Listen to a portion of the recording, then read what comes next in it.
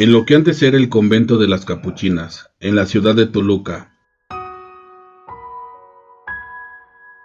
ese que hoy está ubicado en la esquina de la calle de Morelos y Pedro Asensio, es el protagonista de la historia que hoy les contaremos.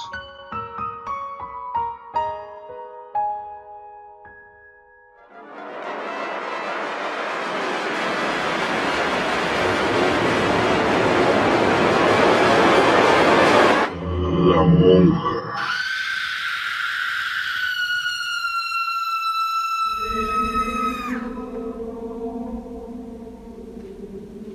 Se cuenta que hace tiempo las monjas que allí habitaban vivían aterradas debido a una horrorosa aparición. Varios testimonios señalaron que en varios de los pasillos que ahí se ubicaban se apareció una monja, pero lo que realmente las hacía experimentar un miedo muy profundo es cuando veían frente a frente la expresión de odio y tristeza en el rostro putrefacto de aquella monja. Algunos fueron tan descriptivas con los detalles que incluso aseguraron haber notado que el cuerpo de aquella mujer se estremecía levemente al caminar de un lado a otro, como si tuviera poco tiempo de haberse quitado la vida.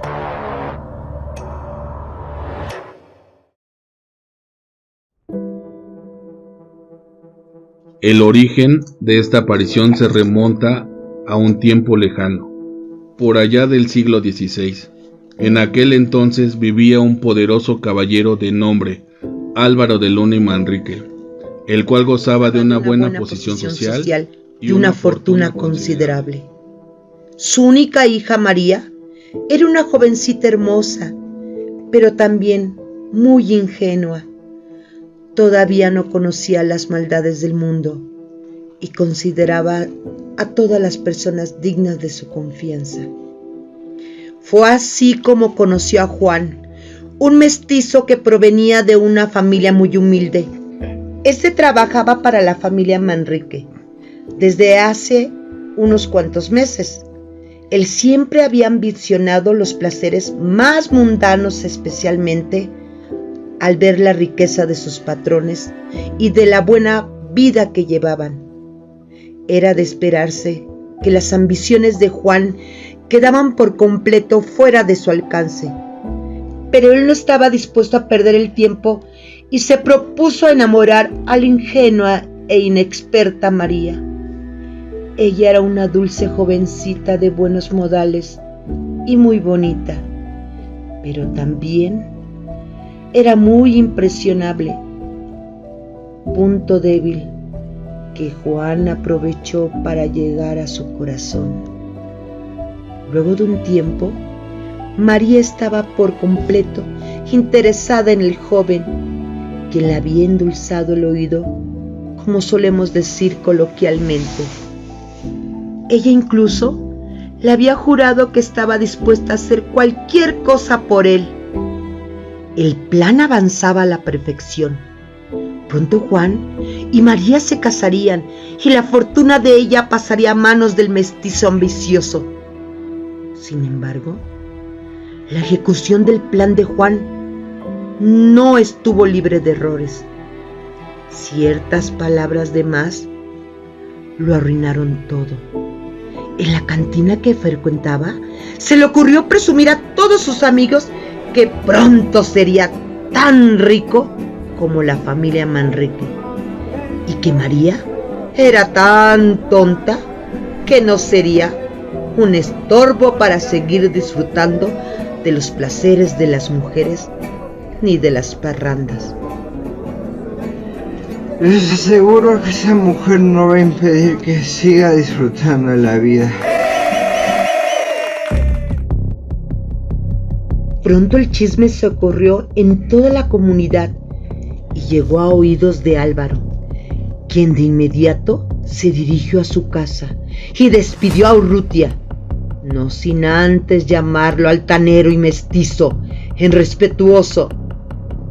Luego que le prohibió tajantemente volver a ver a su hija y mucho menos poner un pie en esa casa.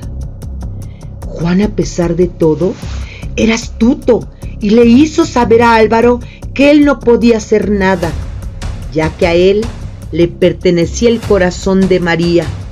Sabía que ella estaba perdidamente enamorada de él y que las cosas podrían escalar a un nivel muy grande si a ella le negaban verlo.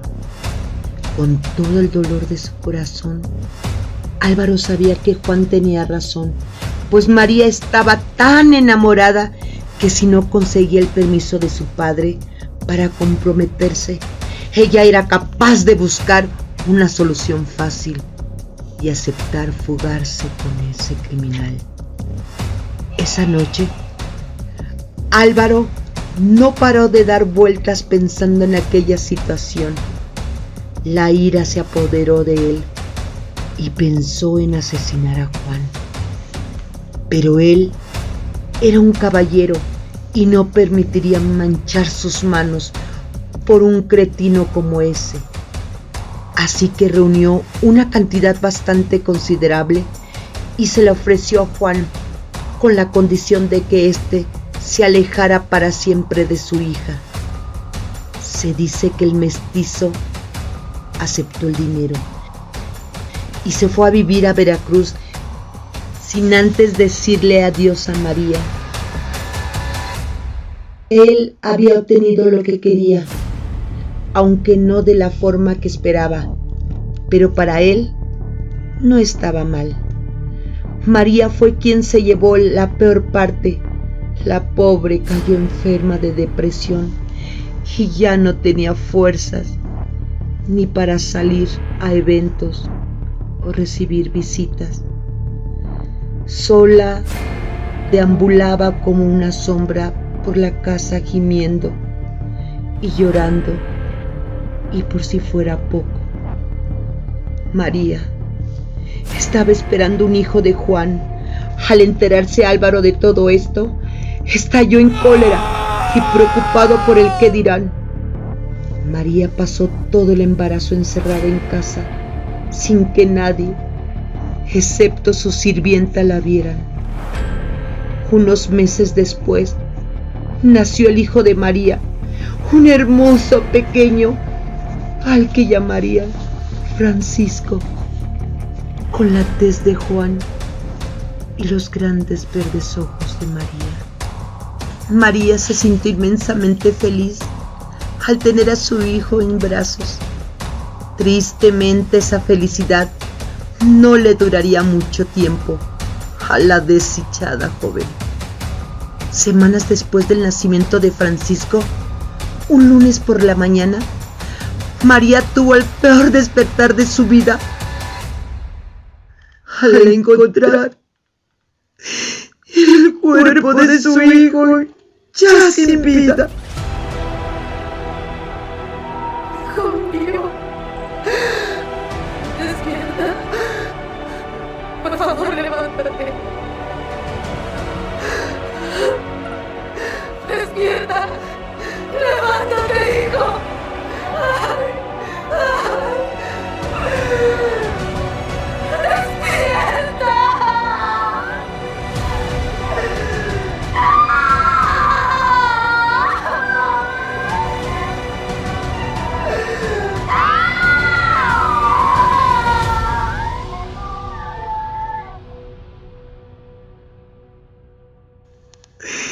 Recostado en su cuna, completamente frío y con la piel morada. Completamente destrozada, María era como un muerto en vida. Solo se le escuchaba llorar gran parte del día. Su padre, al verla en ese estado, decidió meterla al convento de las Capuchinas, el cual era famoso por recibir como novicias a las hijas, familiares o conocidas de los nobles. Para convencerla, Álvaro le contó a María que Juan jamás regresaría, pues sabía de buena fuente que él había muerto. Hija mía, lamento ser yo quien te lo diga, pero encontraron en Veracruz el cuerpo de Juan. Está muerto. Sin otra razón para seguir viviendo, María se entregó en cuerpo y alma a la religión.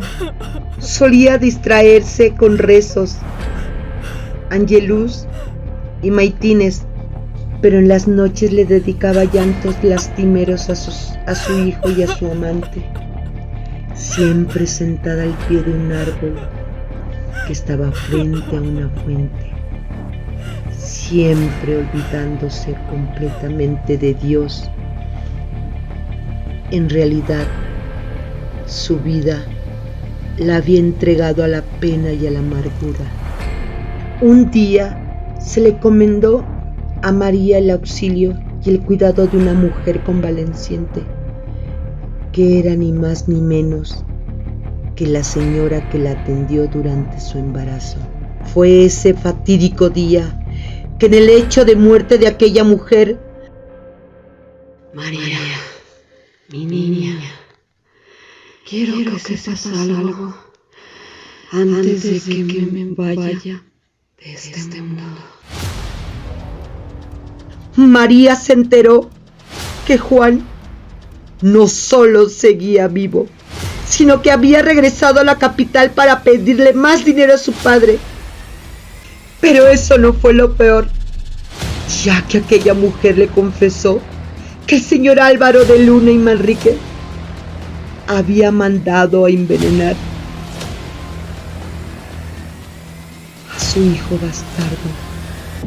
Esa noticia le dejó el shock completamente, y con el paso de los días solo iba destrozándose aún más el corazón, hasta que una fatídica noche no pudo más y decidió quitarse la vida. Cuenta la leyenda que se dirigió al árbol en el que siempre se lamentaba. Rezó pidiendo perdón a Dios por lo que iba a hacer.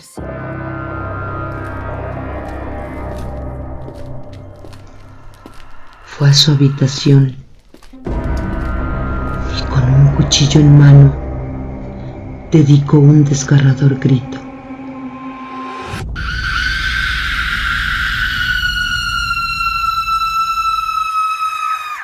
Que se ahogó entre la sangre que salía de su garganta al ser completamente rebanada.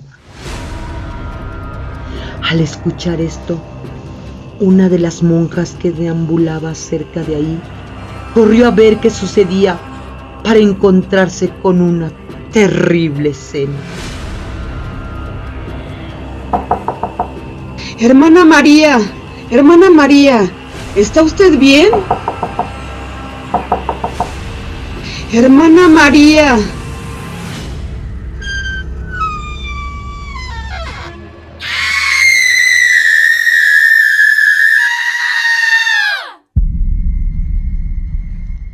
Yacía María sobre un charco de sangre, convulsionando, dando así su último aliento de vida.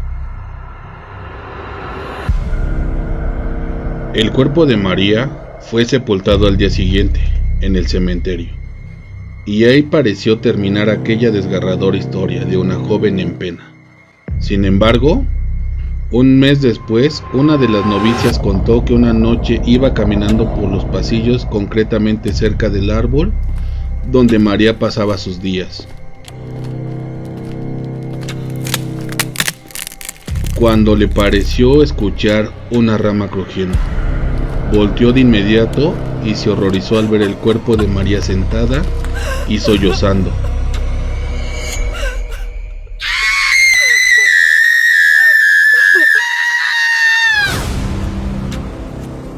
Lo más escalofriante fueron los detalles que dio, pues aseguró verla con sus ojos salidos de las órbitas, la lengua con un palmo fuera de los labios y cuello escurriendo en sangre que goteaba sobre las raíces de aquel árbol. La pobre mujer salió corriendo del sitio, horrorizada, con la intención de despertar a las demás, pero cuando llegaron ya no había nada. El problema es que a aquel testimonio le siguieron otros, noche tras noche, monja tras monja. El fantasma de la monja, ensangrentada a los pies del árbol, fue motivo de espanto durante muchos años.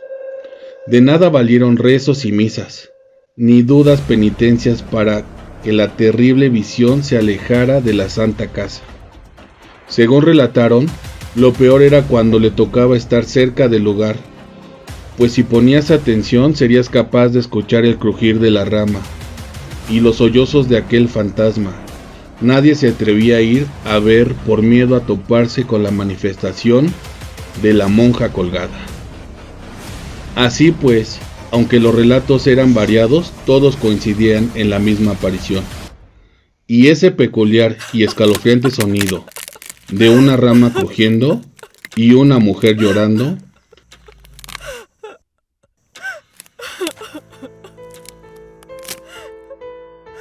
se dice que llegó al punto en el que las superioras prohibieron la salida de las monjas después de la puesta de sol. Y bueno, si se preguntan qué fue del padre y del amante de María, está documentado que el señor Álvaro de Luna y Manrique fue encontrado muerto en su casa unos días después de la muerte de su hija. Un supuesto infarto. Cuenta la gente que la cara de terror con la que encontraron al señor Álvaro era indescriptible. Su casa fue destruida y sus tierras arrebatadas.